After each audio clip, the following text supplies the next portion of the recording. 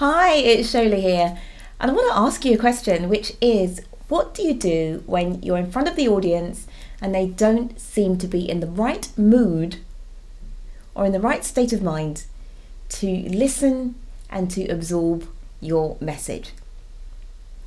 Before I answer that question, let me first of all introduce myself, because I'm Shola Kaye. I'm a public speaking coach and also a professional keynote speaker based in London with clients around the world. And I also am a professional performer. And what I want to share with you today is a little story about my time in the performance world and what I've taken from that to the world of public speaking and how that applies to engaging your audience, especially when they seem like they're not in the mood to listen to what it is that you've got to say. Now, a couple of years ago, I was performing in front of a group of people who had literally just finished watching a football match. Now, it wasn't just any football match. They had been watching the European Cup final. Anyone out there who hates football, just close your ears for a couple of minutes. But there is a point to this story, because I don't particularly like football either. If you're in America, I'm talking about soccer. This audience had just finished watching the European Cup final, and Liverpool, one of the UK soccer teams, had been playing in this final, and they had lost. Everyone was very excited at the beginning, maybe they were going to win, it was looking great, and then at the end they lost. What do you think the impact was on the audience of watching this match where the home side lost? They weren't in a very good mood. And there I was, coming out after the football match to sing and entertain and uplift. But the audience weren't in the mood for what I had for them, what was in store for them.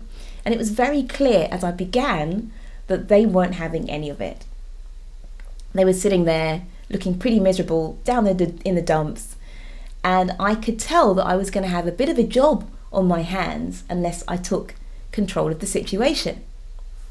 So after I sang a couple of songs and they weren't responding, I thought, okay, I need to do something about this. So I stopped and I said to them, "Hey guys, how are you feeling?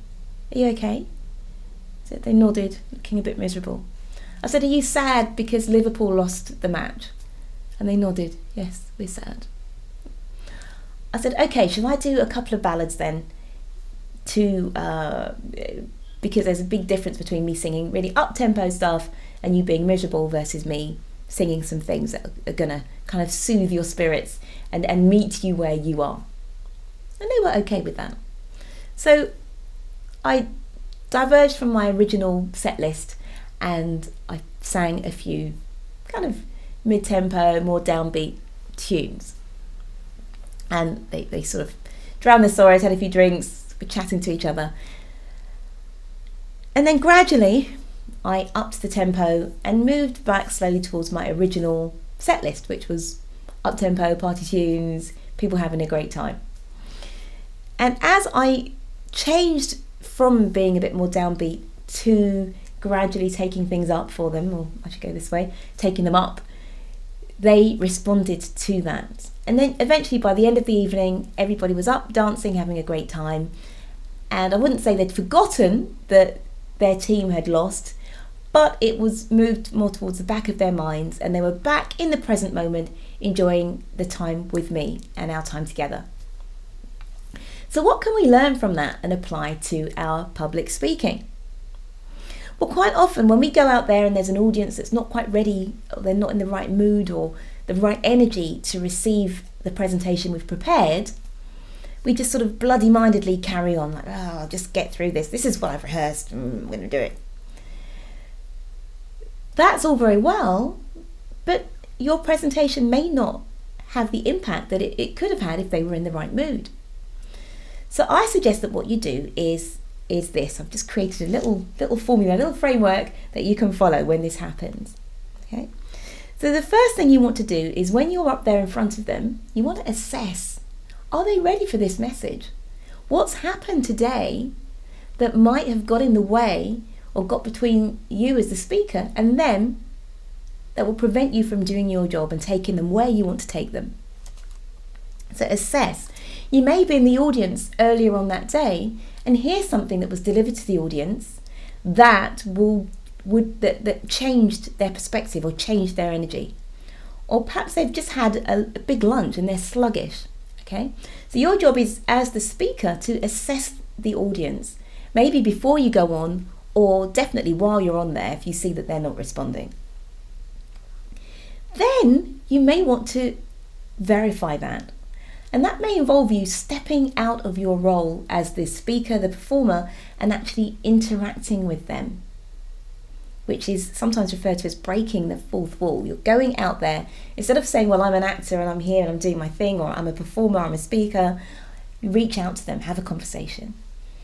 In which case you might say, I've prepared X, Y, and Z for you. Are you ready for that? How are you doing? What have you heard today that's putting you in this mood? Are you feeling sluggish? Is this material a little bit too downbeat for you? Or what do you... Just asking the right questions as pertains to your situation to figure out where the audience is and to get them to become willing partners with you, rather than to have this sort of wrestling match where you want to go in one direction and they're kind of resisting. So that's the second step. Then once you've assessed that, ideally you're going to match them. You're going to go to where they are, because it's hard to lead anyone anywhere unless you start from where they are. Okay? If you're in one place and they're in another, you could say, well, hey guys, come here, it's brilliant here. Just smile, be happy, it's great in this place. But far better for you to go where they are and take them with you. So at that point, the third step, after you've assessed and you've verified, the third point is to match them. So match their energy. Understand where they are, be where they are, and get where they are. Okay, and let them see that you understand and you're feeling that same, you're in that same space as them. You're present to them. And finally, once you have been with them and kind of occupied the same space, whether it's mentally or energetically with them for a while, that's when you're in a position to start to lead them to a new place. But you lead them from where they are rather than sort of dragging them over to you. So those are the 4 steps. So first of all, you assess where they are, you verify that with them. Perhaps if you are in a position where this is before you start to speak and you're chatting to a few audience members, maybe you don't need to verify with the whole audience. You might just chat to a small sample, and that's enough to verify, yeah, okay, indeed that's where they are. This is what I need to do to change. But you verify. At that point, you go to them, right? You be at their energy. And then finally, you move them forward. You move them to where you wanted them to go originally. Whether that's with a transition that you perhaps hadn't originally thought you'd need in your presentation. It could just be with a transition in the way that you present yourself.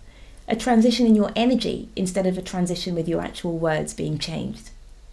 But it's your job to really get the audience and to understand where they're coming from. Because your time is wasted if you're spent in a different place than they are, energetically trying to drag them forward, and they don't go. You'll be frustrated, they'll be frustrated. So far better to meet them in their space and then take them where you want to take them.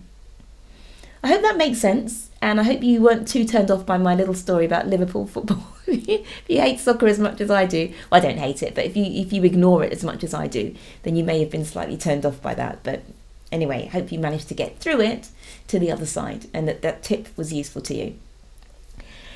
I'm signing off now, but before I go, I do have a live event which is online for you to access. Pretty much you can sign up and then join me live. If there isn't one planned, then you will see that there will be an on-demand masterclass that you can take part in. It's primarily for business owners, anybody who wants to speak, to grow a business, to share a message. You might well find that there are some tips and tricks there that are useful to you. So please do go to sholakaye.com/live-event and sign up. And hopefully I'll see you either online or on the on-demand masterclass. That's it for now, but remember to meet your audience where they are. Don't be afraid to reach out to them and figure out the space that they're in and then go where they are. because you're there to serve your audience. Take care. Bye.